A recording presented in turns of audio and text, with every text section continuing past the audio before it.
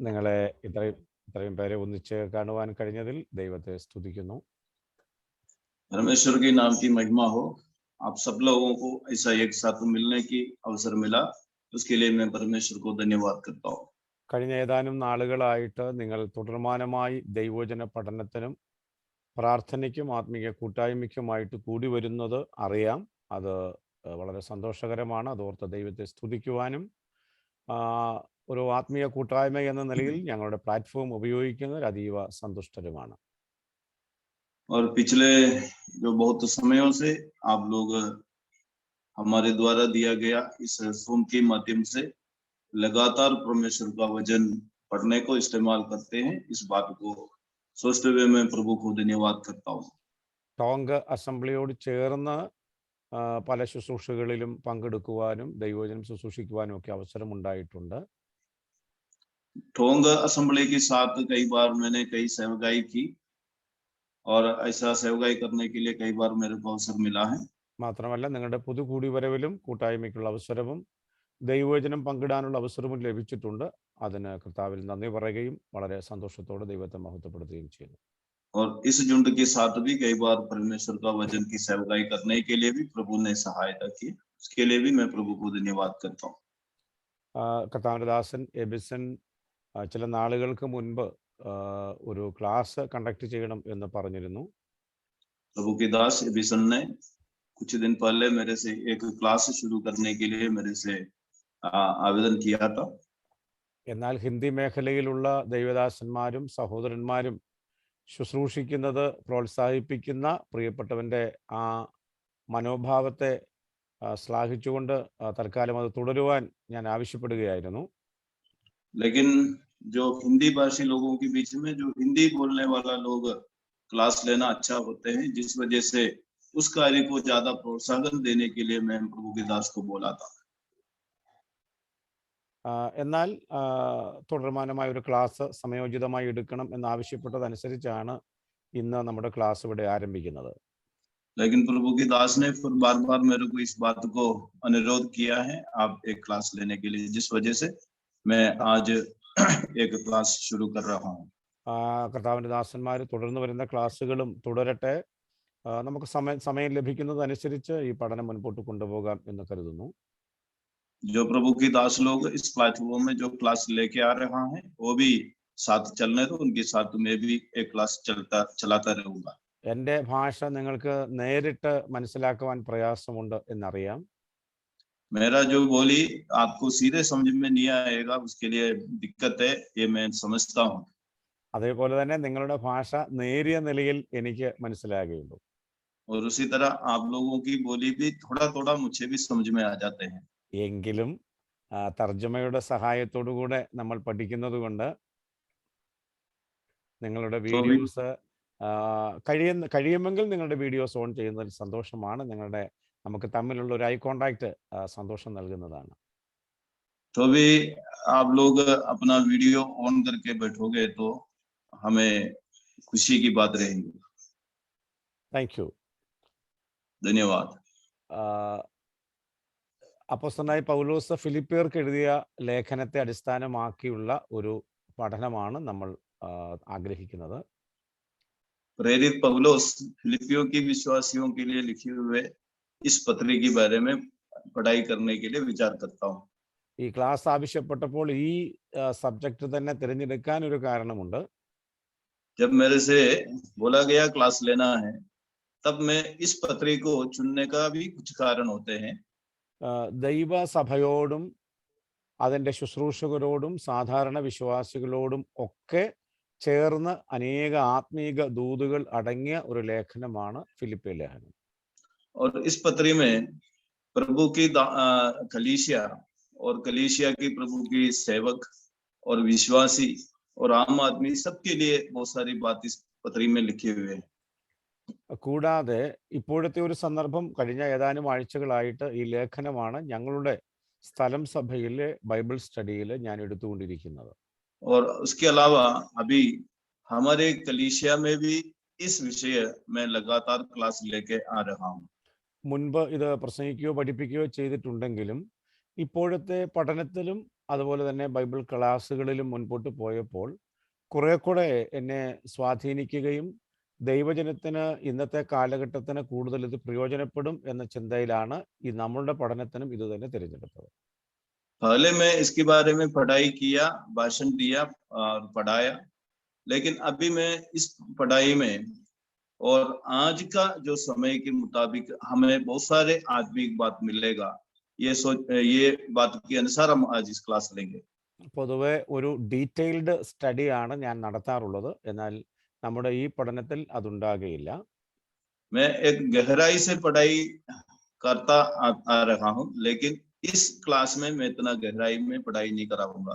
ലേഖനത്തിലെ ഓരോ വാക്യവും ഓരോ വാക്കുകളും ഒക്കെ എടുത്ത് പരിശോധിച്ച് മുൻപോട്ട് പോകുന്ന രീതിയാണ് ഡീറ്റെയിൽഡ് സ്റ്റഡി. എന്നാൽ അത് നമ്മളുടെ പഠനം ദീർഘമാക്കും, അതുകൊണ്ട് ഞാൻ അത് ഉപേക്ഷിക്കുന്നു. इस पत्री की एक एक आयत को लेकर उसके बारे में विचिंतन करना की जो तरीका होते हैं गहराई की पढ़ाई, लेकिन मैं उतना तो नहीं करूंगा। എന്നാൽ ഇവിടെ വാക്യങ്ങൾ കഴിവതും ഒന്ന് വായിച്ച് നമുക്ക് ചില ആത്മീയ സത്യങ്ങളെ മനസ്സിലാക്കാനാണ് ആഗ്രഹിക്കുന്നത്. फिर भी हम हर एक आयत को एक बार पढ़ के सच्चाई को समझने की कोशिश करेंगे। ഈ പഠനത്തിലേക്ക് പ്രവേശിക്കുമ്പോൾ, ഈ ഫിലിപ്പിയ ലേഖനത്തിലേക്ക് പ്രവേശിക്കുന്നതിന് മുൻപ് 1-2 അല്ലെങ്കിൽ ഒരു 5-6 മിനിറ്റുകൾക്കുള്ളിൽ ഈ ലേഖനത്തിന്റെ അടിസ്ഥാന കാരണമായിരിക്കുന്ന ഫിലിപ്പിയ സഭയെക്കുറിച്ച് 1-2 വസ്തുതകൾ ചിന്തിക്കുന്നത് നല്ലതാണ് എന്ന് കരുതുന്നു. जैसे इस पत्री में प्रवेश होने से पहले और फिलिपियों की कलीसिया के बारे में थोड़ा बात को हम थोड़ा 4-5 मिनट विचार करेंगे। അപ്പോസ്തലനായ പൗലോസിനാൽ സ്ഥാപിതമായ ദൈവസഭയാണ് ഈ ഫിലിപ്പിയ സഭ. जैसे हम जानते हैं इस कलीसिया, जो फिलिपियों की कलीसिया जो प्रेरित पौलुस द्वारा स्थापना किया गया है, ഏതാണ്ട് AD 50-51 ആദ്യത്തെ മിഷണറി യാത്രയിൽ രണ്ടാമത്തെ മിഷണറി യാത്രയിലാണ് ഈ ഫിലിപ്പിയ സഭ രൂപീകരിക്കപ്പെടുന്നത്. और इस कलीसिया की स्थापना करीब ईसा पूर्व 51-52 साल में शुरू की गई है। പ്രവൃത്തി പുസ്തകം 16-ാം അധ്യായത്തിലാണ് ഇതിന്റെ രേഖകൾ നമുക്ക് കാണാൻ കഴിയുന്നത്. प्रेरितों की किताब 16वें अध्याय में हमें इसके बारे में दिखाई देते हैं। ഏഷ്യയിൽ സുവിശേഷ പര്യടനം, മിഷണറി യാത്ര ചെയ്തു വന്ന പൗലോസും കൂട്ടരും ഒരു പ്രത്യേക സാഹചര്യത്തിൽ ഫിലിപ്പിയിൽ എത്തുകയാണ്. जैसे जो पौलुस ने अपनी दूसरा मिशनरी यात्रा जो करके आया था, उसमें ऐसा एक विशेष हालात में उन्होंने फिलिपी शहर में पहुंच गया है। ഈ ഫിലിപ്പിയ സഭയുടെ സ്ഥാപനത്തിന് മറ്റു സഭകളിൽ നിന്നും അല്പം വ്യത്യസ്തതയുണ്ട്. और इस कलीसिया की स्थापना के बारे में कहोगे तो अन्य कलीसिया की स्थापना से कुछ अलग है। കാരണം ഒരു സ്ഥലത്ത് നിന്ന് യാത്ര ചെയ്തു വന്ന് സമീപ പ്രദേശങ്ങളൊക്കെ കടന്നു പോകുന്നിടത്തെല്ലാം സുവിശേഷം അറിയിക്കുകയും അവിടെ സ്ഥലം സഭ രൂപീകരിക്കപ്പെടുകയുമാണ് അതുവരെ ഉണ്ടായിരുന്നതെങ്കിൽ, आमतौर पर जैसे प्रेरितों ने यात्रा करके जा रहा था तो चलते चलते रास्ते में वो सुसमाचार सुनाते गया, वहां पर कलीसिया की स्थापना होते गया, लेकिन फिलिपियों की कलीसिया ऐसे स्थापना नहीं हुई। എന്നാൽ ഒരു പ്രത്യേക സാഹചര്യം വന്നപ്പോൾ ഇനി ഈ ദേശത്തുള്ള പ്രവർത്തനം മതി എന്നും മറ്റൊരു സ്ഥലത്തേക്ക് പോകണം എന്നുമുള്ള ദൈവാത്മാവിൻ്റെ പ്രത്യേകമായ ഒരു ദർശനവും ഒരു നിയോഗവും പ്രാപിച്ചുകൊണ്ടാണ് യൂറോപ്പിലേക്ക്, മറ്റൊരു ഭൂഖണ്ഡമായ യൂറോപ്പിലേക്ക് പൗലോസും കൂട്ടരും കടന്നു വരുന്നത്. और जिस तरह जो प्रेरितों ने सुसमाचार की सेवकाई करके आ रहा था, जब परमेश्वर से उन्हें आज्ञा मिली इस जगह छोड़ के दूसरा एक जगह जाओ, और उस तरह उस आदेश के अनुसार प्रेरितों ने एक दूसरे प्रदेश में मतलब യൂറോപ്പ് में वो जाके वहां पर ये सेवकाई शुरू किया। ഒരു പ്രത്യേക സംസ്കാരമാണ് ഫിലിപ്പിയിൽ ഉണ്ടായിരുന്നത്. वहां के लोगों के जो व्यर्थाव और कुछ खास था। ഈ ഫിലിപ്പിയ പട്ടണം എന്ന് പറയുന്നത് മാസിഡോണിയയിലെ പ്രധാനപ്പെട്ട ഒരു പ്രൊവിൻസ് ആണ്, ഒരു സ്ഥലമാണ്. मकदोनिया देश का एक इम्पोर्टेंट प्रांत था फिलीपीन। വളരെ അധികം വ്യാപാര സ്ഥാപനങ്ങളും പുരാതന കാലത്തെ ഇന്നത്തെയൊക്കെ ദുബൈ പോലെയുള്ള ഒരു വ്യാപാരത്തിന്റെ കേന്ദ്രസ്ഥാനമായിരുന്നു ഫിലിപ്പിയ. और ये फिलिपी एक व्यापार का एक सेंटर था। ഇത് വാസ്തവത്തിൽ അലക്സാണ്ടർ ദ ഗ്രേറ്റ്, മഹാനായ അലക്സാണ്ടറിന്റെ പൂർവ്വ പിതാവ് സ്ഥാപിച്ചതാണ്. और इस शहर को जो सिकंदर के पितामहों ने स्थापना किया है। എന്താണെങ്കിലും ഇവിടെയുള്ള സഭയ്ക്ക് ഒരു പ്രത്യേകത പറയാനായിട്ടുണ്ട്. कुछ भी हो, यहाँ की जो कलीसिया की कुछ खासियत बताने के लिए है। ഇവിടെ യഹൂദന്മാരുടെ ഒരു വലിയ തള്ളലില്ലാത്ത സ്ഥലമായിരുന്നു. यहाँ पर यही था कि यहाँ पर यहूदी लोगों की घमंड वहां पर कम था। അതുകൊണ്ട് തന്നെ യഹൂദന്മാരുടെ സിനഗോഗുകൾ ഫിലിപ്പിയിൽ ഉണ്ടായിരുന്നില്ല. इसलिए यहूदी लोगों की जो सिनागोग, उनकी जो चर्च वहां पर है नहीं था। വളരെ അപൂർവമായി ഉണ്ടായിരുന്നിരിക്കാം എന്ന് പഠിതാക്കൾ അവകാശപ്പെടുന്നുണ്ടെങ്കിലും കൂടുതലും ദൈവദാസന്മാർ അവകാശപ്പെടുന്നത് യഹൂദന്മാർക്ക് നാമമാത്രമായ പ്രവേശനം മാത്രം ഉണ്ടായിരുന്ന ഒരു സ്ഥലമായിരുന്നത് കൊണ്ട് അവിടങ്ങളിൽ സിനഗോഗുകളോ യഹൂദ മര്യാദ പ്രകാരമുള്ള കൂടിവരവുകളോ ഇല്ലാതിരുന്നു എന്നതാണ്.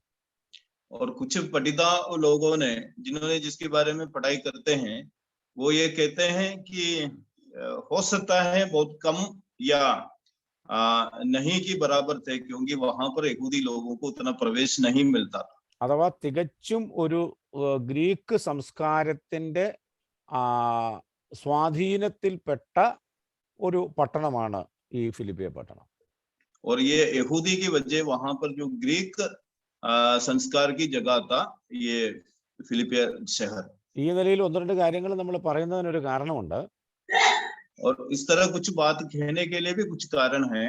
സത്യദൈവവുമായി ഏതെങ്കിലും നിലയിലുള്ള ഒരടുപ്പമുള്ള ഒരു സമൂഹമാണ് അല്ലെ ഒരു ജാതിയാണ് യഹൂദ ജാതി.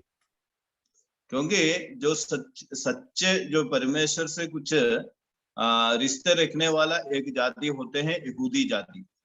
എന്നാൽ ഇവിടെ അവരുടെ സ്വാധീനം ഉണ്ടായിരുന്നില്ല. അതുകൊണ്ട് അവരുടെ സംസ്കാരവും അവരുടെ ജീവിതവും എല്ലാം തികച്ചും ഗ്രീക്ക് സംസ്കാരത്തിന് അടിസ്ഥാനപ്പെട്ടായിരുന്നു.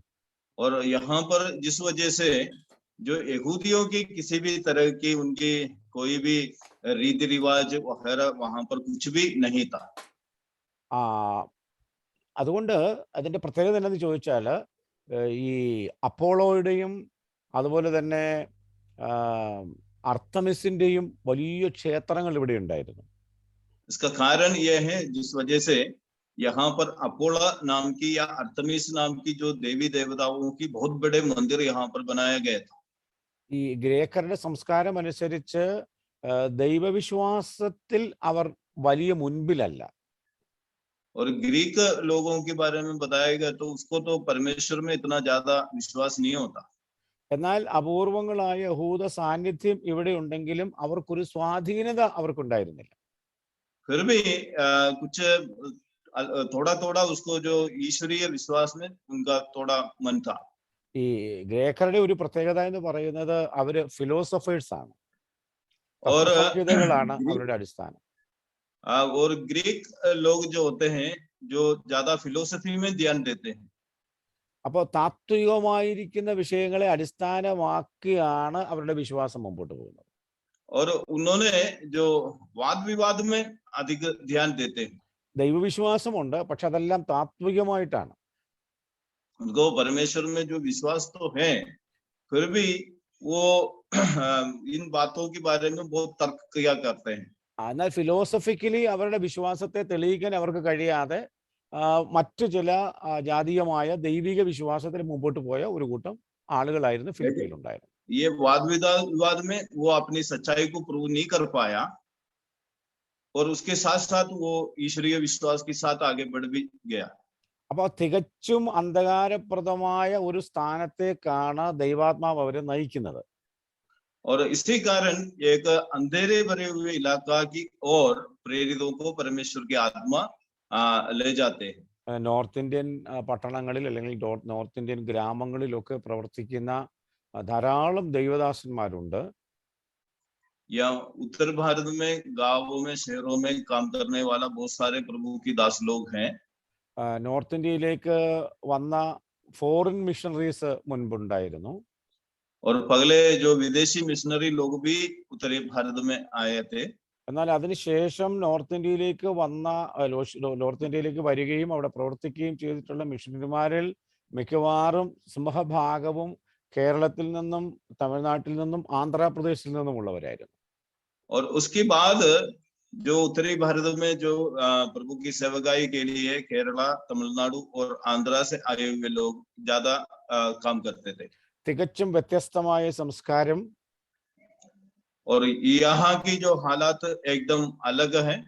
ഈ ഗ്രേക്കരുടെ സംസ്കാരം പോലെ ഫിലോസഫിക്കലായ ഒരു ഉയർന്ന ചിന്താഗതി ഇല്ലാതിരുന്ന ഒരു സാഹചര്യം. और जो ग्रीक लोग जिस तरह जो विचार किया था और उस तरह की जो विचार के हालात यहाँ पर इतना नहीं है। എന്നാൽ അങ്ങനെയുള്ള ഒരു സ്ഥലത്തേക്ക് കേരളം തുടങ്ങിയുള്ള സ്ഥലങ്ങളിൽ നിന്നുള്ള മിഷണറിമാർ വന്ന് കർത്താവിൻ്റെ വചനം പ്രസ്താവിച്ച് ധാരാളം സഭകൾ ഉണ്ടാകുവാൻ മുഖാന്തരമായിട്ടുണ്ട്. ഞങ്ങളൊക്കെ അവരെ ഓർത്തും ആ വിഷയങ്ങൾ ഓർത്തും വളരെ സന്തോഷത്തോടെ ദൈവത്തെ സ്തുതിക്കുന്നു. और ऐसा हालात में जो केरल से जो आए हुए बहुत सारे प्रभु की सेवक द्वारा और इन इलाकाओं में बहुत सारा कलीसिया की स्थापना हो गया, बहुत सारा लोग विश्वास में भी आया है। उन लोगों को सोचते हुए हम प्रभु को धन्यवाद करते हैं। അവിടെ പ്രവർത്തിക്കുന്ന തദ്ദേശീയരായ ദൈവദാസന്മാരുണ്ട്. അതുപോലെ തന്നെ അവിടെ വന്ന് പ്രവർത്തിക്കുന്ന മിഷണറിമാരുണ്ട്. അവരിൽ ആത്മാർത്ഥതയോടുകൂടെ കർത്താവിൻ്റെ വേല ചെയ്യുന്നവരെ ഓർത്ത് ദൈവത്തെ സ്തുതിക്കുകയും അവരെ ഞങ്ങൾ അഭിനന്ദിക്കുകയും ചെയ്യുന്നു. और इसके अलावा जो स्थानीय सेवक लोग यहाँ पर बहुत मेहनत करते हैं और साथ साथ बाहर से आए हुए सेवक भी यहाँ पर सेवकाई करते हैं। और इन सारे सेवक वो प्रभु की सन्मुख बहुत मेहनत करते हैं। उनकी मेहनत को सोचते हुए हम परमेश्वर को धन्यवाद करते हैं। എൻ്റെ ചില പുസ്തകങ്ങളിൽ ഒരു പുസ്തകത്തിൽ അവിടെയുള്ള ദൈവദാസന്മാരെ സല്യൂട്ട് ചെയ്യുവാൻ ഞാൻ പ്രത്യേകം പരിശ്രമിച്ചിട്ടുണ്ട്. കാരണം അവരോടുള്ള ബഹുമാനം അത്ര ശ്രേഷ്ഠമാണ്. और मैंने कई किताब लिखा है, उनमें से एक किताब में जो उत्तर भारत में जितने भी सेवक हैं उन्हें नमन करते हुए कुछ बात लिखा हुआ है और आप सभी को मैं वो सोचते हुए धन्यवाद करता हूँ। നിങ്ങളെ ദൈവം ആദരിക്കട്ടെ എന്ന് ഇതിനോട് ചേർന്ന് ഞാൻ ആശംസിക്കുന്നു. आप लोगों को प्रभु आदर करे। അപ്പോൾ ഫിലിപ്പിയിലെ സാഹചര്യം തന്നെയാണ് ഇന്നും അന്നും നോർത്ത് ഇന്ത്യയിൽ ഉള്ളത് എന്ന് ഓർപ്പിക്കുവാനാണ് ഞാൻ ശ്രമിച്ചത്. मैंने इस बात को इसलिए कहा है, जिस वक्त फिलिपी शहर में जिस हालात था वही हालात अभी उत्तर भारत में है। इस बात को याद दिलाने के लिए इतना बात मैंने बताया। വളരെ കുറച്ച് നാളുകൾ ഞാൻ അതിന്റെ ബാക്ക്ഗ്രൗണ്ട് അവിടെ അവസാനിപ്പിക്കുകയാണ്. और जिसके बारे में बोलना मैं यहाँ पर बंद कर रहा हूँ। വളരെ കുറച്ച് നാളുകൾ മാത്രമേ അപ്പോസ്തലനായ പൗലോസും കൂട്ടരും ഫിലിപ്പിയിൽ ഉണ്ടായിരുന്നുള്ളൂ. और बहुत कम समय पौलुस और उनकी साथी फिलिपी में था। എന്നാൽ ആ കുറഞ്ഞ നാളുകൾ കൊണ്ട് അപ്പോസ്തലനായ പൗലോസും തൻ്റെ കൂട്ടസഹോദരന്മാരും അവിടെ മുൻപോട്ട് വന്ന വിശ്വാസികളിൽ വലിയ സ്വാധീനം ചെലുത്തുവാൻ സംഗതിയായി. और पौलुस और उनकी साथियां वहां पर बहुत कम समय थे, लेकिन उस कम समय में भी जितने भी लोग वहां पर आगे आया, विश्वास में आया, उन सभी की मन में पौलुस और उनकी साथियां जगह बना ली। അതുകൊണ്ട് കാലങ്ങൾ കഴിയുമ്പോഴും ഈ ദൈവസഭയ്ക്കും അവിടെയുള്ള വിശ്വാസികൾക്കും ഈ പ്രാരംഭ അല്ലെങ്കിൽ അതിൻ്റെ പൈനിയർ വർക്കേഴ്സ് ആയിരുന്ന അടിസ്ഥാന ശില്പികളായിരുന്ന പൗലോസിനോടും കൂട്ടരോടും ഒക്കെ ഉള്ള ആ ബന്ധം വളരെ വലുതും അത് തുടർമാനമായി സൂക്ഷിക്കുവാനും അവർക്ക് കഴിഞ്ഞിരുന്നു.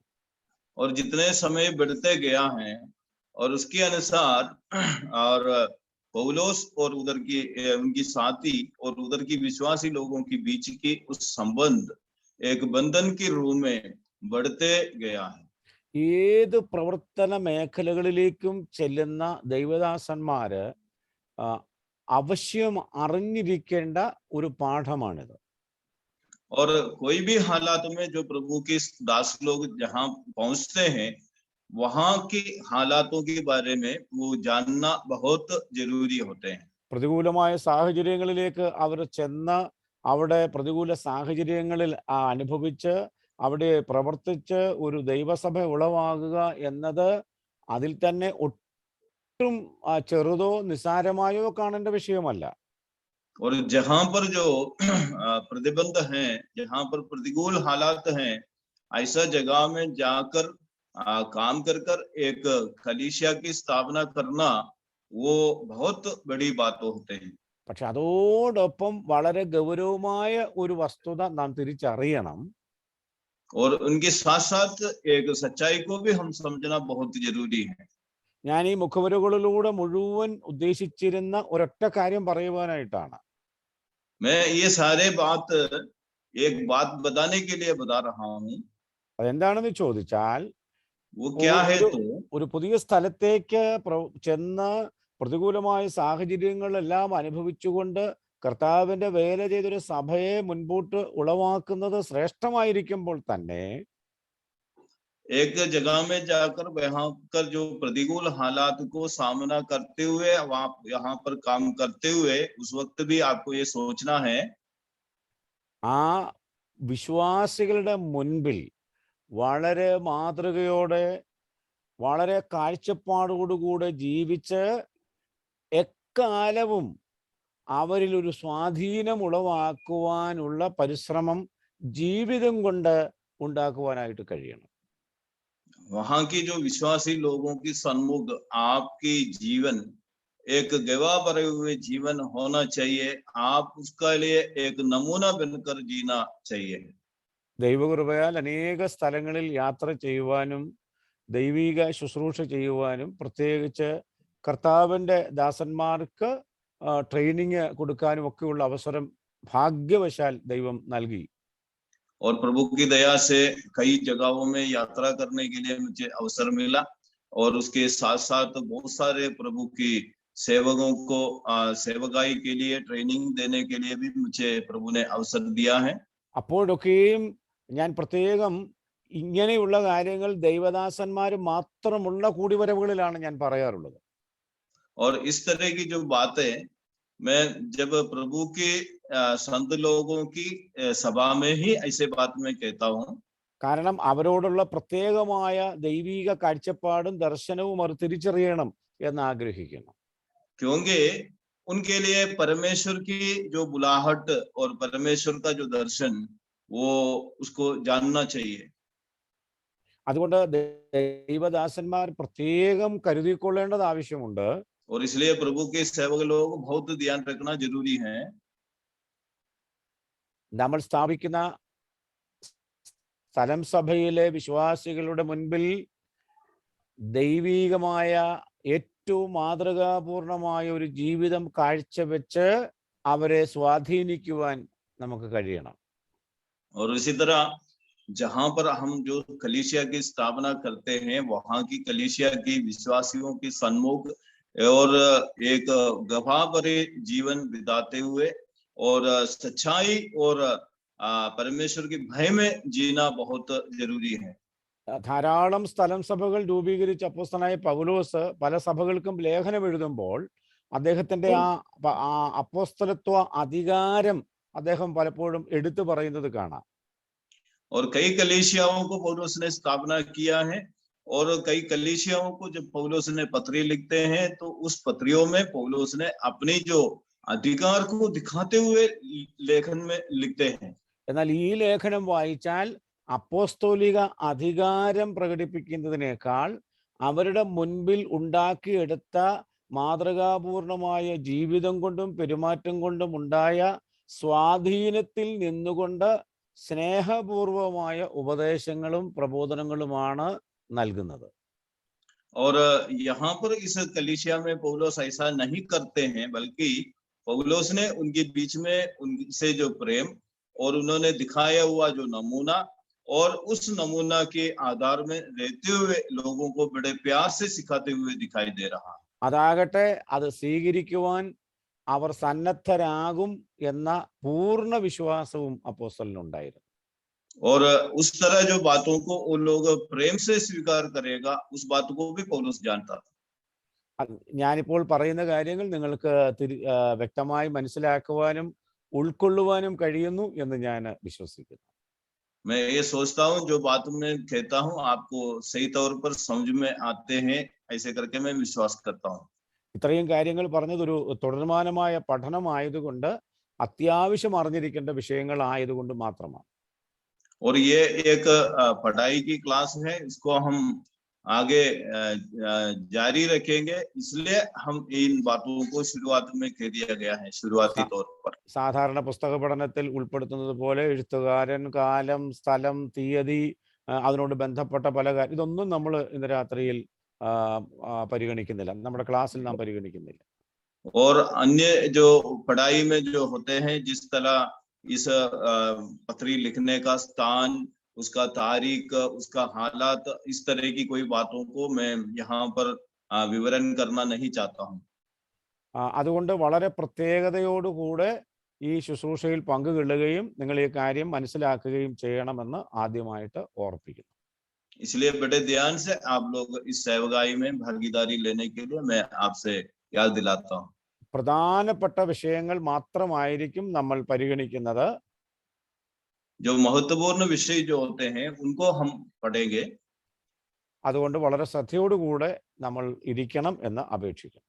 इसलिए हम बड़े ध्यान से बैठने के लिए मैं आपसे विनती करता हूँ. നമുക്ക് ലേഖനത്തിലൂടെ യാത്ര ചെയ്യാം.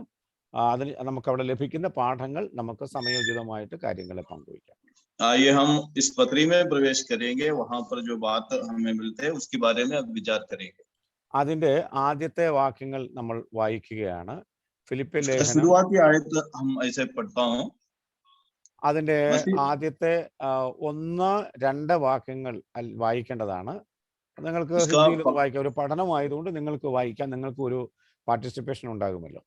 और मैं आपसे विनती करता हूँ, पहला अध्याय उसका 1 और 2 आयत आप में से कोई पढ़े, क्योंकि आप सभी की भागीदारी मैं चाहता हूँ. നിങ്ങൾക്ക് വായിക്കാനുള്ള സ്വാതന്ത്ര്യമുണ്ട്. आप पढ़ सकते हैं. ആർക്കെങ്കിലും ഒരാൾക്ക് വായിക്കാം. कोई भी एक भाई या बहन पढ़ सकते हैं इस आयत को. फिलिपियों की पत्री उसका पहला अध्याय 1 और 2 आयत. मसीह यीशु के दास पौलुस और तिमुथियुस की ओर से सब पवित्र लोगों के नाम जो मसीह यीशु में होकर फिलिपी में रहते हैं, अध्यक्षों और सेवकों समेत हमारे पिता परमेश्वर और प्रभु यीशु मसीह. ബസ് ഇവിടെ ആദ്യമായിട്ട് ഒന്ന് സൂചിപ്പിക്കാൻ ആഗ്രഹിക്കുന്ന ഒരു വിഷയം പ്രത്യേകം ശ്രദ്ധിക്കേണ്ടതാണ്. धन्यवाद भाई. यहाँ पर जो सबसे पहले जो बात में याद दिलाना है उस बात को ध्यान रखे. ക്രിസ്തുയേശുവിന്റെ ദാസന്മാരായ പൗലോസും തിമോഥെയോസും ഫിലിപ്പിയിൽ ക്രിസ്തുയേശുവിലുള്ള സകല വിശുദ്ധന്മാർക്കും അധ്യക്ഷന്മാർക്കും ശുശ്രൂഷകന്മാർക്കും കൂടെ എഴുതുന്നത്. അതാണ് നാം വായിച്ചത്. അതിന്റെ ആദ്യത്തെ വാചകം ശ്രദ്ധിക്കണമേ. ക്രിസ്തുയേശുവിന്റെ ദാസന്മാരായ പൗലോസും തിമോഥെയോസും ഫിലിപ്പിയിൽ ക്രിസ്തുവിലുള്ള സഭയ്ക്ക് എഴുതുന്നത്. इसके पहला आयत थोड़ा ध्यान से पढ़ना.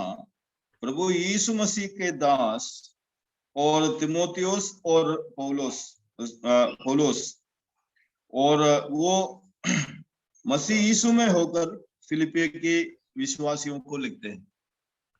ഈ ലേഖനം എഴുതുന്നത് അപ്പോസ്തലനായ പൗലോസാണ്. इसके लेखक वास्तव में प्रेरित पौलोस हैं. എന്നാൽ നിങ്ങൾ ആദ്യത്തെ ആ മുഖവര വായിക്കുമ്പോൾ പൗലോസ് ലേഖനം എഴുതുന്നു എന്നല്ല പറയുന്നത്.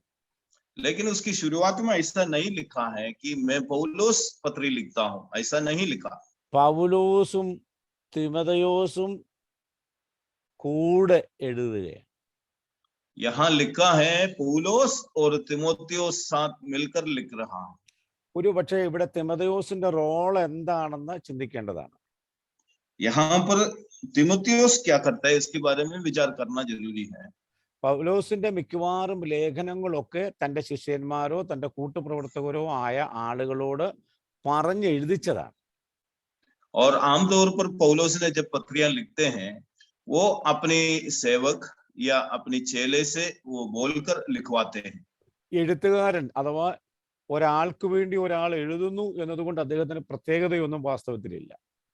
जो लेखक जो किसी के लिए लिखते हैं उनका कोई खासियत नहीं होता है आमतौर पर।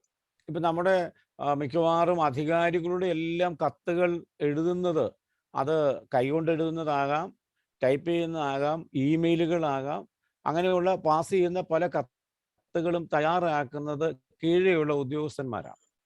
आमतौर पर हम जानते हैं आजकल अपने अधिकारी लोग या अपने राज करने वाला लोग कई भाषण देते हैं। इन भाषण इनके निचले अधिकारी लोग कोई लिखते हैं, ईमेल करते हैं और या उसको मैसेज करता है, इसी में से वो पढ़ते हैं। അതിനടിയിൽ പ്രധാനമന്ത്രിയോ പ്രസിഡന്റോ മന്ത്രിയോ അല്ലെങ്കിൽ മറ്റേതെങ്കിലും അധികാരത്തിൽ മുകളിൽ നിൽക്കുന്ന ആളോ ഒപ്പിട്ട് അദ്ദേഹം അത് അയക്കുന്നു അല്ലെങ്കിൽ അയപ്പിക്കുന്നു. और उस चिट्ठी को जो अधिकार में जो आदमी होते हैं, जो चाहे तो अपनी प्रेसिडेंट हो सकते हैं, प्रधानमंत्री हो सकता है या मुख्यमंत्री हो सकता है, वो उसके नीचे अपनी दस्तखत करके उसको भेजता है आदेश के रूप में। അവരാരും ഒരിക്കലും ആ എഴുതുന്ന ആളെ കൂടെ ചേർത്ത് പറയാറില്ല. उनमें से कोई भी उस लेखक की नाम लेके कभी नहीं बोलता। ഇനി അവരുടെ കാര്യം വിടുക, और उनकी बात छोड़ो, സാധാരണക്കാരായ നമ്മളൊരു കത്ത് എഴുതുകയാണെന്നിരിക്കട്ടെ, वो हम तो आम आदमी, हम भी कोई चिट्ठी लिखते हैं। നമുക്ക് എഴുതാൻ വയ്യാത്തൊരു സാഹചര്യത്തിൽ നമ്മൾ പറഞ്ഞു കൊടുത്ത് നമ്മുടെ മക്കളെ കൊണ്ടോ അല്ലെ നമ്മുടെ സുഹൃത്തുക്കളെ കൊണ്ടോ അല്ലെ സഹോദരന്മാരെ കൊണ്ടോ ഒരു കത്ത് എഴുതിക്കുകയാണെങ്കിൽ, और जैसे हम लिखने की हालात में नहीं होते, अपने बच्चे से, अपनी यार दोस्त से, किसी से हम एक चिट्ठी लिखवाए तो അവിടെയും നമ്മൾ അവരുടെ പേരൊന്നും പറയാറില്ല. അവസാനം वहां पे എന്ന് भी കർത്താവിന്റെ ദാസൻ അല്ലെ കർത്താവിൽ സഹോദരൻ സുവാൻസു, और वहां पे भी हम उनका नाम नहीं लिखते हैं और यीशु मसीह की नाम से मैं और फलाना फलाना करके लिखते हैं। അത് വാസ്തവത്തിൽ അത് മതി. वास्तव में वही सही है। അദ്ദേഹം അല്ലെങ്കിൽ കൂടെയുള്ള ഒരാള് സഹായിയായി മാറുന്നു എന്ന് മാത്രമേ ഉള്ളൂ. അതിനകത്ത് യാതൊരു ആധികാരികതയും ഇല്ല. जो साथी लोग आपको सहायता करते हैं उसका कोई अधिकारिकता नहीं है। പൗലോസിന്റെ ലേഖനത്തിൽ ഒരു ലേഖനത്തിൽ മാത്രമേ എഴുതുന്ന ആളും കൂടെ ചേർന്ന് നിങ്ങൾക്ക് വന്ദനം ചെയ്യുന്നു എന്ന് പറയുന്നുള്ളൂ. और पौलुस की एकमात्र एक पत्री में ही ये कहते हैं कि लिखने वाला भी साथ मिलकर आपको वंदना करते हैं। എന്നാൽ എന്തുകൊണ്ടാണ് നമ്മുടെ ഈ പഠനം ഈ ഒരു സ്ഥിതിയിലുള്ള പഠനം മുമ്പോട്ട് പോകുമ്പോൾ, ഞാൻ അധികം സമയം എടുക്കത്തില്ല, വിശദീകരിച്ച് അപ്പുറത്തേക്ക് പൊക്കോളാം. ഇവിടെ എന്തുകൊണ്ടാണ് അപ്പോസ്തലൻ പൗലോസ് തിമോഥെയോസിനെ കൂടെ ചേർത്തത്? और हमें यहाँ पर सोचने की बात है, मैं ज्यादा टाइम नहीं लूंगा, लेकिन सोचने की बात ये है कि पौलुस क्यों तिमोथियुस को भी अपने साथ लिए। അതിന് രണ്ട് കാരണമുണ്ട്. उसके लिए दो कारण हैं। ഇവിടുത്തെ പ്രവർത്തനത്തിന്റെ ഭാഗമായി തിമോഥെയോസ് ഉണ്ടായിരുന്നു എന്ന് നമുക്ക് ഗ്രഹിക്കാം. और यहाँ की सेवकाई के साथ तिमोथियुस भी साथ थे। ആ നിലയിൽ തിമോഥെയോസിനും ഇവിടെയുള്ള ദൈവജനവുമായി ഒരു ബന്ധമുണ്ട്. और उसी हालात में तिमोथियुस को भी वहां की विश्वासी लोगों से एक आत्मिक संबंध है। അപ്പൊ ഇവിടുന്ന് ലേഖനം എഴുതുമ്പോൾ ആ തിമോഥെയോസിനു കൂടെ അവരെ പ്രബോധിപ്പിക്കാനും ഉപദേശിക്കാനുമുള്ള അവകാശത്തെ അദ്ദേഹം തള്ളിക്കളയുന്നില്ല. और इसलिए पौलुस ने जो तिमोथियुस का उस अधिकार को भी नहीं नकराते हैं। നിങ്ങൾ ഈ ലേഖനം വായിക്കുകയും പഠിക്കുകയും ഒക്കെ ചെയ്തിട്ടുണ്ടാകാം. मैं सोचता हूँ आप लोग इस पत्री को पहले भी पढ़ लिया होगा, पढ़ाई किया होगा। പക്ഷേ ഈ നിലയിലുള്ള ചിന്ത നിങ്ങളിൽ വന്നുവോ എന്ന് എനിക്കറിയില്ല. और इस तरह की एक सोच आपके दिमाग में आया है क्या, मुझे पता नहीं। പല സ്ഥലങ്ങളിലും അത് ഉണ്ടാകാറില്ല എന്നുള്ളതാണ്, ഈ ഒരു അനുഭവം ഉണ്ടാകാറില്ല. कई जगहों में ऐसा विचार आते भी नहीं। എവിടെയും ഞാനൊന്ന് ഉയർന്നു നിൽക്കണം എന്നുള്ളതാണ് നമ്മുടെയൊക്കെ ആഗ്രഹം. हर जगह हर कोई ये चाहते हैं मैं थोड़ा आगे रहना है।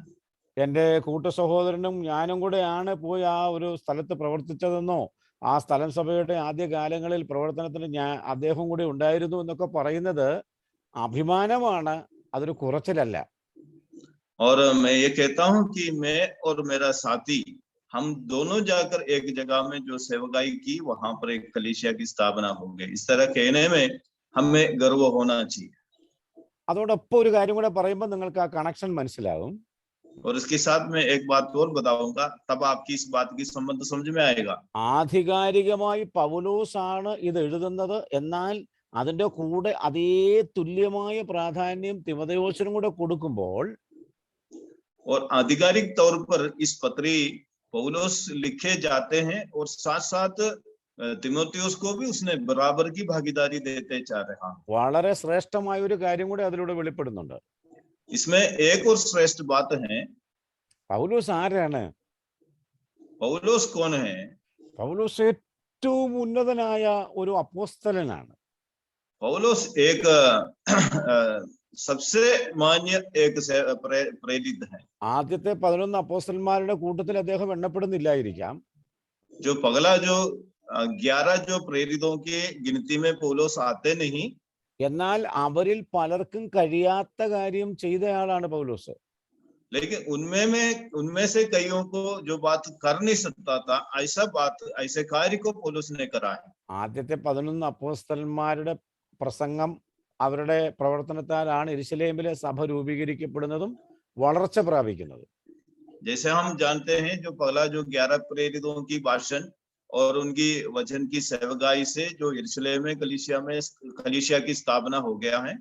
എന്നാൽ ലോകത്തിന്റെ പല വൻകരകളിലും ഭൂഖണ്ഡങ്ങളിലേക്കും പോയി വിപുലമായ പ്രവർത്തനങ്ങൾ നടത്തി അനേക സ്ഥലം സഭകൾക്ക് രൂപം നൽകുവാൻ ഉപയോഗിക്കപ്പെട്ട ദൈവദാസനാണ് ജാതികളുടെ അപ്പോസ്തലൻ എന്ന് അറിയപ്പെടുന്ന പൗലോസ്. लेकिन दुनिया के कई महाद्वीपों में तक जाकर प्रभु की सुसमाचार सुनाने का भाग्य पौलुस को मिला है और पौलुस को जाति लोगों की प्रेरित के रूप में भी सुनाया जाता है। ഇനി തിമോഥെയോസ് ആകട്ടെ ഈ പൗലോസിന്റെ പ്രവർത്തനത്താൽ രക്ഷിക്കപ്പെട്ട വിശ്വാസത്തിലേക്ക് വന്ന ഒരു ചെറുപ്പക്കാരനാണ്. और यहाँ पर जो तिमोथियुस के बारे में सोचोगे तो वो पौलुस की सेवकाई से वो मसीहत में आया हुआ एक युवक था। അവന്റെ അപ്പൻ ഒരു വിജാതീയനായിരുന്നു. और तिमोथियुस की पिता एक अन्य जाति के थे। അതിനുശേഷം വിശ്വാസത്തിലേക്ക് വന്നതിന് ശേഷം അപ്പോസ്തലനോട് ചേർന്ന് ദൈവവചനം പഠിക്കുകയും പിന്നീട് ശുശ്രൂഷയിലേക്ക് വന്നയാളുമാണ്. और जो विश्वास में आने के बाद पौलुस के साथ मिलकर प्रभु की वचन सीखने के बाद ही वो सेवकाई में आया है। എന്നാൽ ആ തിമോഥെയോസിനെ കൂടെ തന്റെ ലേഖനത്തിന്റെ ആധികാരികതയിൽ ഉൾപ്പെടുത്തുന്നതിലൂടെ और उस तिमोथियुस को भी पौलुस ने अपनी पत्री की जिम्मेदारी में उसने भागीदारी दिया। അപ്പോസ്തലൻ തന്റെ ഏറ്റവും ഉയർന്ന മനോഭാവം വെളിപ്പെടുത്തുകയാണ്. और इसी तरह पौलुस ने अपनी मन की सबसे ऊंची बात को वो प्रकट करते हैं। ദൈവദാസന്മാരെന്ന നിലയിൽ ഞാനും തിമോഥെയോസും തമ്മിൽ വലിയ അന്തരമൊന്നുമില്ല. प्रभु के सेवक के रूप में मैं और तिमोथियुस में कोई अंतर नहीं है। ദൈവദാസൻ എന്ന നിലയിൽ ദൈവസന്നിധിയിലും ദൈവസഭകൾക്കും ഞങ്ങൾ ഒരുപോലെ വേണ്ടപ്പെട്ടവരും വിലയേറിയവരുമാണ്. और प्रभु की सेवक के रूप में मैं और तिमोथियुस दोनों कलीसिया के लिए बराबर की जिम्मेदार हैं। കർത്തൃദാസന്മാര് ദൈവദാസന്മാര് തമ്മിൽ ഉണ്ടാകേണ്ട ഏറ്റവും നിർണായകമായ ഒരു ബന്ധമാണ്. और प्रभु की सेवकों की आपस में होने वाला एक श्रेष्ठ भाव है ये। ഇന്ന് പലപ്പോഴും അത് നഷ്ടപ്പെട്ടുകൊണ്ടിരിക്കുന്നു. आजकल वो बहुत कम दिखाई देते हैं। ചിലരെ അങ്ങ് ഉന്നതരായിട്ട് കണ്ടിട്ട് തങ്ങളെ തന്നെ ഒരു പ്രത്യേക കോംപ്ലക്സിൽ കാണുന്നവരുണ്ട്. कई लोग अपना आप को बहुत ऊंची भाव में दिखाई देते हैं। മറ്റു ചിലരെ ഉയർന്നവരായി കണ്ട് ഞങ്ങൾ ഒന്നും അല്ല എന്ന് കരുതുന്ന ഒരു കോംപ്ലക്സ്. और कईयों में ऐसे भी होते हैं, औरों को बहुत बड़े बड़े दिखाई देते हैं, स्वयं सोचते हैं हम कुछ भी नहीं है। മറ്റൊരെന്ന് പറയുന്നത് ഞങ്ങളൊക്കെ ഏതോ വലിയ ആളുകളാണ്, എൻ്റെ കീഴിൽ എൻ്റെ മറ്റുള്ളവരൊന്നും എൻ്റെ അത്രയും പ്രാധാന്യമുള്ളവരല്ല എന്ന് കരുതുന്ന ഒരു ഉന്നത മനോഭാവം. और ऐसा ही एक भाव होते हैं जो अन्य लोग जो अन्य सेवक तो कुछ भी नहीं है, हम लोग बहुत बड़ा है, ऐसा सोचने का एक विचार। മറ്റുള്ളവരെ ഉന്നതരായി കാണുന്ന മനോഭാവം നല്ലതാണ്. औरों को बड़ा दिखना जो भाव जो अच्छा होते हैं, ഈ ലേഖനത്തിലേക്ക് പഠനം മുമ്പോട്ട് പോകുമ്പോൾ നമ്മളത് പഠിക്കുന്നതാണ്. और ये पढ़ाई आगे जाएंगे, इस बात को हम समझेंगे। എന്നാൽ മറ്റുള്ളവരുടെ മുൻപിലേക്ക് വരുമ്പോൾ ദൈവദാസന്മാർ തമ്മിൽ, ശുശ്രൂഷകർ തമ്മിൽ ഒരു വലിപ്പച്ചെറുപ്പം പ്രകടിപ്പിക്കാതിരിക്കുന്നതാണ് ഏറ്റവും അഭികാമ്യം. और जो प्रभु के विश्वासियों के सम्मुख जब प्रभु के सेवक जब आते हैं, जो आपस में जो ऊंचे नीचे भाव नहीं दिखाना अच्छा होते हैं। പല സ്ഥലം സഭകളിൽ നിന്നുള്ളവരാണ് ഈ പഠനത്തിൽ പങ്കെടുക്കുന്നത്. मैं जानता हूं इस पढ़ाई में कई कलीसिया की विश्वासी लोग इसमें हैं, सेवक അതുകൊണ്ടാണ് भी ഞാൻ हैं। ഇത്രയും വിശദമായിട്ട് നിങ്ങളുടെ മുൻപിൽ ഇത് അവതരിപ്പിക്കുന്നത്. इसलिए मैं आपके बीच में इस बात को इतना खुलकर बोल रहा हूँ। ചില സ്ഥലങ്ങളിലെങ്കിലും ഒന്നിലധികം ദൈവദാസന്മാർ കൂട്ടുചേർന്ന് പ്രവർത്തിക്കുന്നവരുണ്ടെങ്കിൽ ഞാൻ നിങ്ങളെ പ്രത്യേകം അഭിനന്ദിക്കുകയും ഈ വസ്തുത നിങ്ങൾ കൂടുതൽ ഗ്രഹിക്കണം എന്ന് ആഗ്രഹിക്കുകയും ചെയ്യുന്നു. और कुछ जगहों में जो एक से ज्यादा प्रभु की सेवक मिलकर काम करते हैं, तो आप लोगों को मैं अभिनंदन करता हूँ, तारीफ करता हूँ, और साथ साथ इस बात को मैं आपको चेतावनी भी देता हूँ। ഇവിടെ പൗലോസ് ഒരു തുറന്ന മനസ്ഥിതിയോടുകൂടെ തൻ്റെ കൂട്ടുപ്രവർത്തകനായ തനിക്ക് വളരെ താഴെയുള്ള ഒരു ദൈവദാസനാണെങ്കിലും തന്നോടൊപ്പം മറ്റുള്ളവരുടെ മുൻപിലേക്ക് ഉയർത്തി കാണിക്കുവാൻ ആഗ്രഹിക്കുന്നു. और यहाँ पर पौलोस एक बहुत खुली मन से उनका साथी जो सेवक को भी अपनी बराबर की दर्जा दिखाई देते हैं। നമുക്ക് ഒരു വേദഭാഗം ഒന്ന് പരിശോധിക്കാം. हम एक आयत और देखेंगे। യോഹന്നാൻ എഴുതിയ സുവിശേഷം 13-ാം അധ്യായത്തിൽ, യൂഹന്ന की सुसमाचार 13वीं अध्याय में, അവിടെ പ്രത്യേകമായിട്ട് കർത്താവിന്റെ അവസാനമായ ഒരു ശുശ്രൂഷ കാണുന്നുണ്ട്. यहाँ पर जो प्रभु यीशु मसीह की जो आखिरी सेवकाई यहाँ पर दिखाई देते हैं। അതെന്താണെന്ന് ചോദിച്ചാൽ, അവസാനത്തെ പെസഹായുടെ ദിവസം യേശുക്രിസ്തു ആ ശിഷ്യന്മാരുടെ കാലുകൾ കഴുകുന്നതാണ്. और आखिरी जो पसहा के दिन यीशु मसीह ने अपनी चेलों की पैर धोते हुए दिखाई देते हैं। എന്നിട്ട് നിങ്ങൾ അന്യോന്യം ഇത് ചെയ്യണം എന്ന് പറയുകയാണ്. फिर कहते हैं आप आपस में ऐसे किया करो। എന്ന് പറഞ്ഞാൽ ഞാൻ നിങ്ങൾ ചെയ്യേണ്ടതിന് ഒരു ദൃഷ്ടാന്തം കാണിച്ചു തന്നിരിക്കുന്നു, ദൃഷ്ടാന്തം ചെയ്തിരിക്കുന്നു എന്നാണ് 15-ാം വാക്യത്തിൽ പറയുന്നത്.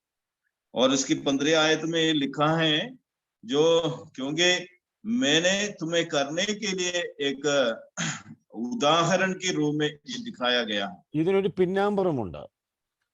इसका जो पीछे की बात एक भी है।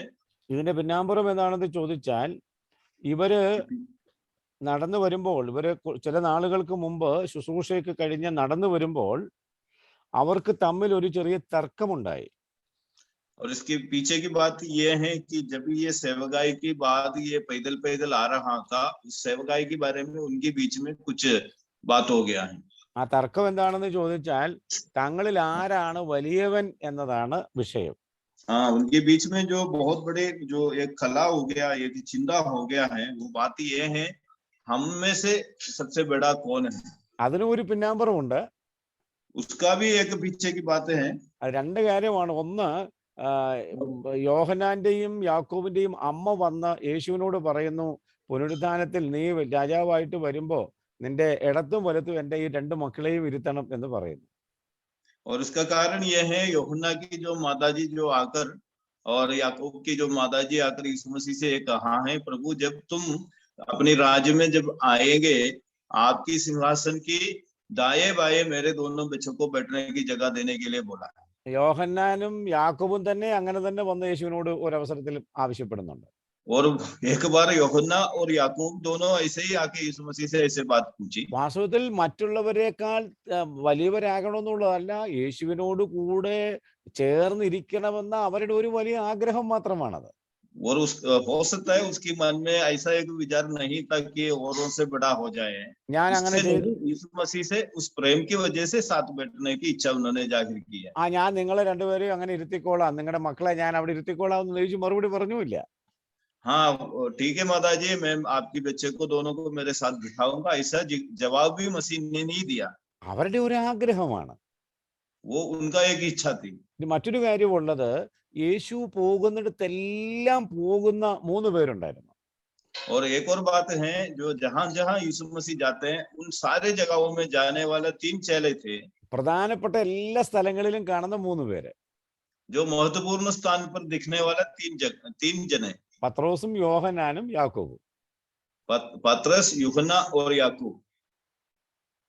ഇനി മാത്രമല്ല ചില കാര്യങ്ങളൊക്കെ പ്രത്യേകമായി പത്രോസിനെ അഭിസംബോധന ചെയ്തുകൊണ്ടാണ് കർത്താവ് പല കാര്യങ്ങളും പ്രസ്താവിക്കുന്നതും ചോദിക്കുന്നതുമൊക്കെ.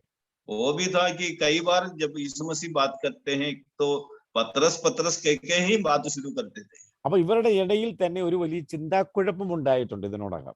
और जिसकी वजह से इन चेलाओं के बीच में कुछ सोच विचार ऐसे आया. പത്രോസിന് തോന്നി ഞാനാണ് ഇവരിലെ ഈ 12 പേരിലും പ്രധാനിയെന്ന്. पतरस कई बार सोचता था इन 12 चेलाओं में से सबसे बड़ा मैं हूँ. ഈ മറ്റു 11 പേർക്കും തന്നെ തോന്നി പത്രോസ് ആണോ ഞങ്ങളുടെ ഇടയിലെ വലിയ ആളെന്ന്.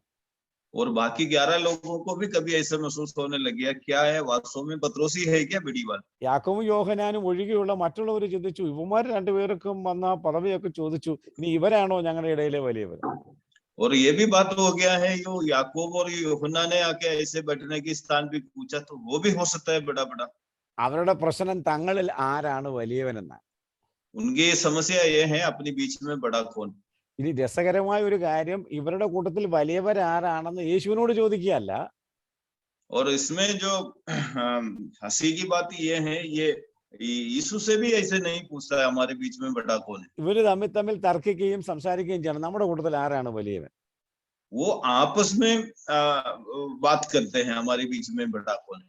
നിങ്ങളൊന്ന് ചിന്തിച്ചു നോക്കിക്കുക, നമ്മളെല്ലാം കൂടെ ഇരിക്കുമ്പോൾ നമ്മളിൽ ആരാ വലിയവനെന്ന് ഒരു ചർച്ച വന്നാൽ, आप ऐसे मान लीजिए हम सभी एक साथ बैठ रहे हैं, तब अपने बीच में ऐसा एक विषय लाते हैं, अपने बीच में बड़ा कौन है. നമ്മുടെ മദൻലാല് പറയാണ് ഞാനാണ് വലിയവൻ എന്ന് പറഞ്ഞാൽ നമ്മൾ സമ്മതിക്കൂ? और मदनलाल जी बोल रहे, भाई मदनलाल जी बोल रहे मैं बड़ा हूँ कह दिया तो और लोग मानेंगे क्या? സമ്മതിക്കോ? मानेंगे क्या? മോങ്കിലാൽ സഹോദരൻ പറയാണ് ഞാനാണ് വലിയവൻ എന്ന് പറഞ്ഞാൽ നമ്മൾ സമ്മതിക്കോ? तब मांगीलाल भाई कह रहे नहीं मैं बड़ा हूँ कह दिया तो कोई मानेगा क्या?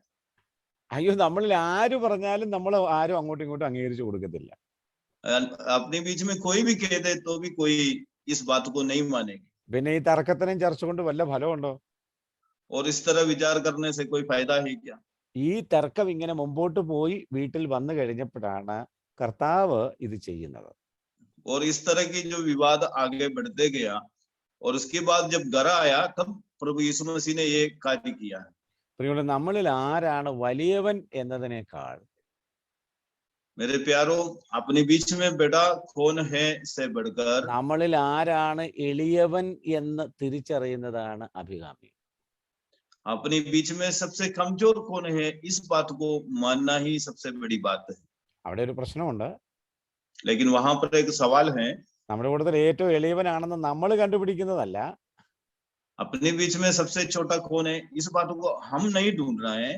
ഗ്രൂപ്പ് ചേർന്നിട്ട് ഇവനായ ഏറ്റവും ചെറുത്, ഇവനായ ഏറ്റവും എളിയവൻ എന്ന് പറയുന്നതല്ല.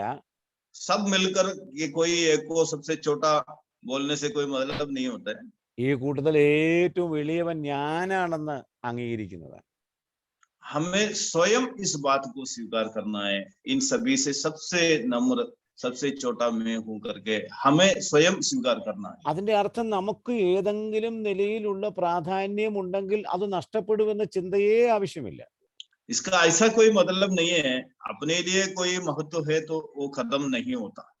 നമ്മുടെ മഹത്വം വർദ്ധിക്കത്തേ ഉള്ളൂ. अपनी जो खासियत वो बढ़ते हैं. നിങ്ങളിൽ വലിയവനാകുവാൻ ഇച്ഛിക്കുന്നവൻ മറ്റുള്ളവർക്ക് സേവ ചെയ്യട്ടെ എന്നാണ് കർത്താവ് പറയുന്നത്. और आप में से जो कोई बड़ा होना चाहते हैं वो सबकी सेवा करे. അപ്പോസ്തലനായ പൗലോസിന് അതിന് ഏറ്റവും നല്ല മാതൃകയാണ്. और प्रेरित पौलुस उनके लिए सबसे अच्छे नमूना है. നമ്മുടെ കർത്താവ് അതിന് ഏറ്റവും ഉദാത്തമായ മാതൃകയാണ്. और प्रभु यीशु मसीह सबसे बड़े नमूना है इस बात के लिए. ധാരാളം വാക്യങ്ങളിലൂടെ പോകേണ്ടതായിട്ടുണ്ട്. നമുക്ക് പിന്നീട് അതിലേക്ക് വരുമ്പോൾ ആ പ്രധാനപ്പെട്ട വിഷയം വരുന്നുണ്ട്, അപ്പോൾ ചിന്തിക്കാം.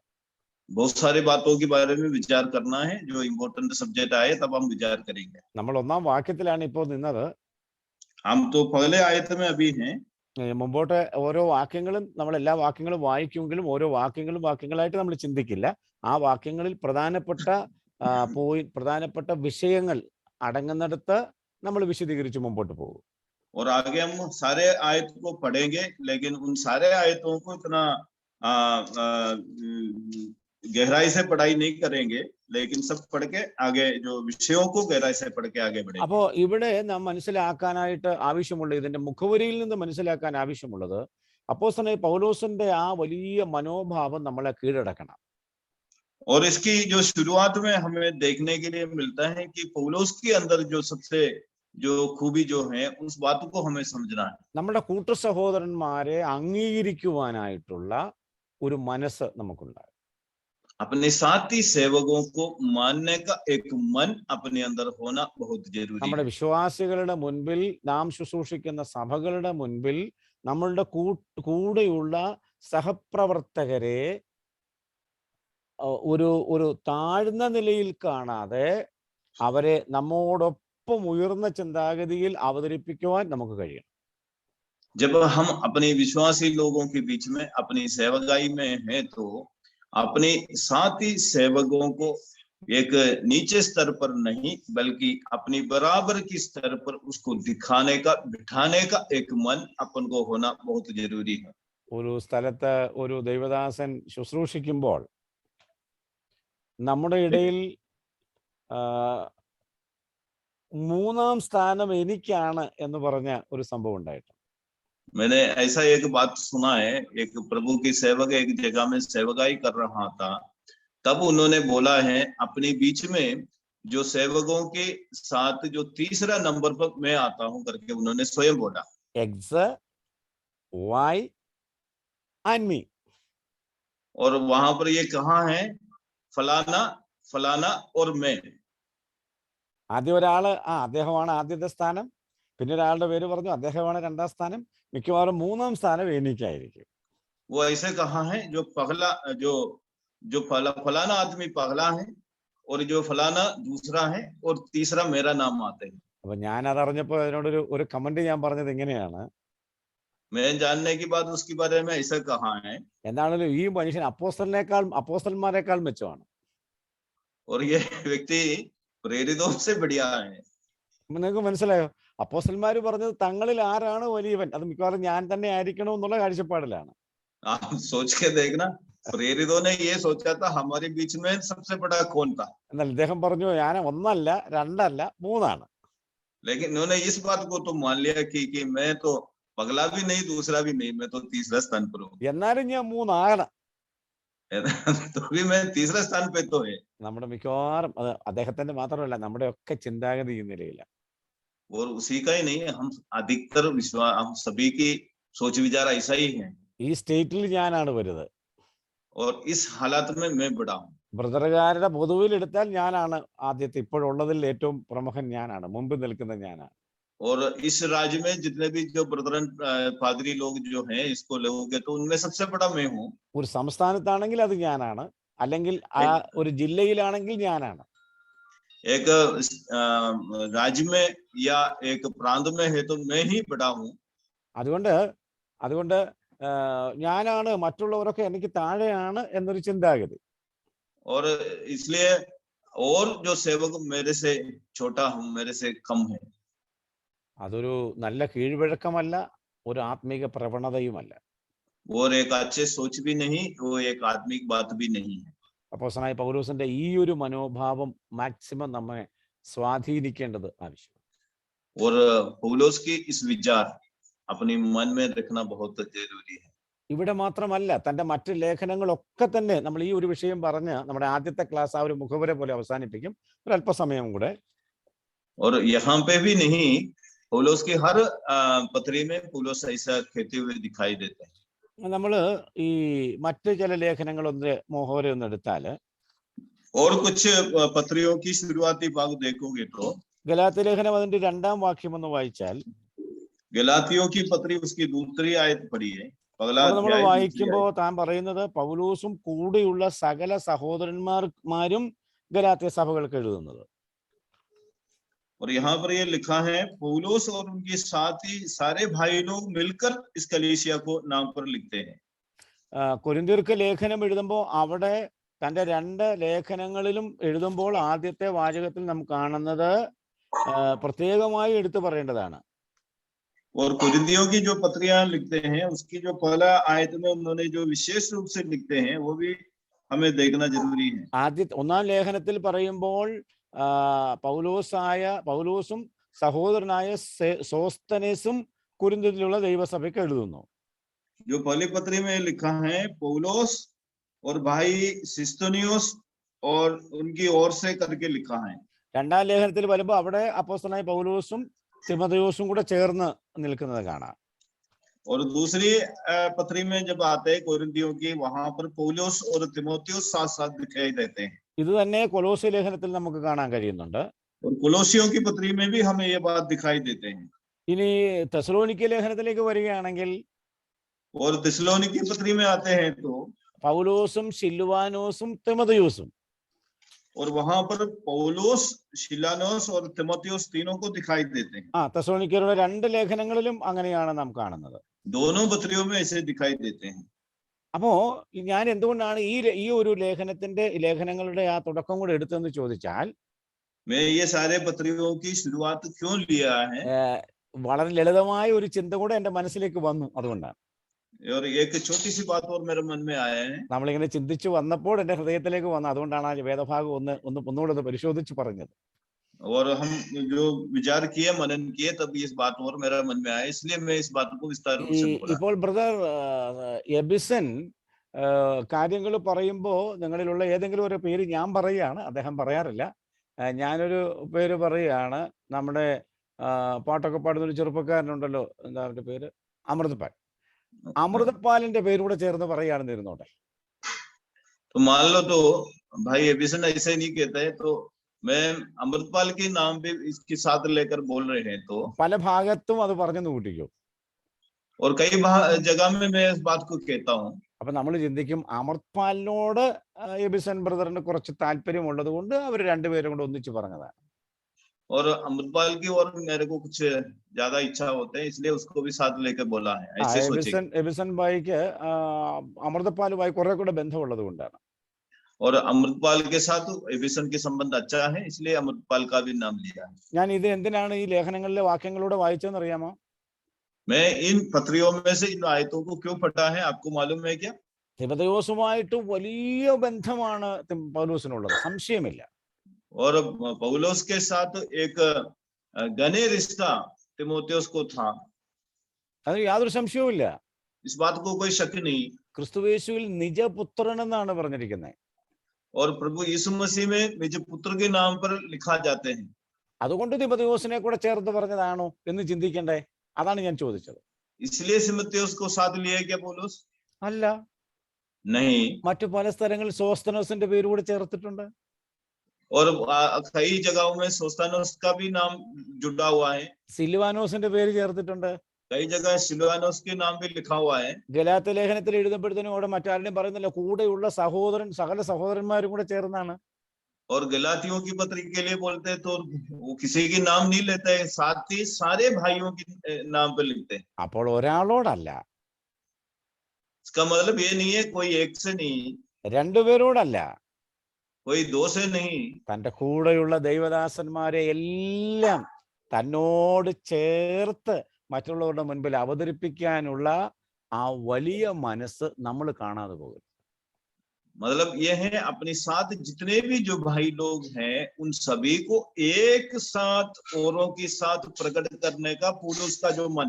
പ്രിയമുള്ളവരെ, മറ്റുള്ളവരെ അംഗീകരിക്കുന്ന കാര്യം നാം ദൈവജനത്തെ പഠിപ്പിക്കുന്നവരാണ്. औरों को हम मानने की बात लोगों को सिखाने वाला है हम. പക്ഷെ അത് എത്രത്തോളം ശുശ്രൂഷകരായ നമുക്ക് തമ്മിൽ ഉണ്ടെന്ന് ദൈവജനത്തിന്റെ മുൻപിൽ കാണിച്ചു കൊടുക്കുവാൻ നമുക്ക് കഴിയുന്നുണ്ട്. वो बात कितने लोगों को और लोगों को दिखाने का मन अपने अंदर है, इस बात को हम सोचना है. നമ്മളെല്ലാം കർത്താവിന്റെ ദാസന്മാരാണ്. हम सभी प्रभु की सेवक हैं. റോമാലേഖനം എഴുതുമ്പോൾ കൊരിന്ത്യർക്ക് എഴുതിയ ലേഖനത്തില് അപ്പോസ്തലനായ പൗലോസ് ദൈവസഭയ്ക്ക് എഴുതുമ്പോൾ പ്രത്യേകമായി പറയുന്നൊരു കാര്യമുണ്ട്. और जब कोरिन्थियों के लिए पौलुस पत्र लिखते हैं, वहां पर एक खास बात कहते हैं. 3-ാം അധ്യായത്തിൽ പറയുമ്പോൾ ഇങ്ങനെ പറയുന്നു, ഞാൻ നട്ടു, അപ്പൊല്ലോസ് നനച്ചു, ദൈവം അത്രേ വളരുമാറാക്കിയത്. वो तीसरे अध्याय में ये लिखा है, मैंने जो बीज बोया है, अपोलोस ने पानी पिलाया है, ये लिखा है. हाँ, ഞാൻ നട്ടു, അപ്പൊല്ലോസ് നനച്ചു. मैंने रोपा, अपुल्लोस ने पानी पिलाया। വാസ്തവത്തിൽ കൊരിന്ത് സഭയുടെ എന്തെങ്കിലും അടിസ്ഥാനപരമായി കാര്യങ്ങൾ അവകാശപ്പെടാനുള്ളത് പൗലോസ് തന്നെ 4-ാം അധ്യായത്തിൽ പറയുന്നുണ്ട്. 10,000 ഗുരുക്കന്മാരുണ്ടെങ്കിലും ഞാൻ ക്രിസ്തുവിൽ നിങ്ങളുടെ പിതാവാണ് എന്ന് പറയുന്നുണ്ട്. और वहां पर पौलुस ये कहते हैं, तुम्हारे लिए 10,000 जो गुरुआं है तो भी मेरे लिए कहने के लिए बहुत कुछ है. പക്ഷെ അവരോട് പറയുമ്പോൾ അവിടെ പൗലോസ് പോയതിനു ശേഷം വന്ന് അവരോട് ദൈവവചനം പ്രസംഗിച്ച അപ്പല്ലോസ് എന്ന ദൈവദാസനെ കൂടെ കൃത്യമായിട്ട് ചേർത്ത് പറയുവാനുള്ള ഒരു മനോഭാവം അല്ലെങ്കിൽ ഒരു ഊർജം, താല്പര്യം പൗലോസ് കാണിക്കുന്നുണ്ട്. जब पौलुस सेवकाई करके गया उसके बाद अपुल्लोस नाम की सेवक वहां पर आया है, और उस अपुल्लोस को भी पौलुस बराबर की जो आदर देते हुए वहां पर बात करते हैं. ദേവദാസന്മാരായിരിക്കുന്ന പ്രിയപ്പെട്ടവർ എന്നെ കേൾക്കുന്നെങ്കിൽ ഈ കാര്യം വളരെ ഗൗരവമായിട്ട് നിങ്ങൾ ഉൾക്കൊള്ളുക. और इस मीटिंग में कोई प्रभु के सेवक लोग मेरा आवाज सुनते हैं तो इस बात को थोड़ा ध्यान से आप लोग लेना है.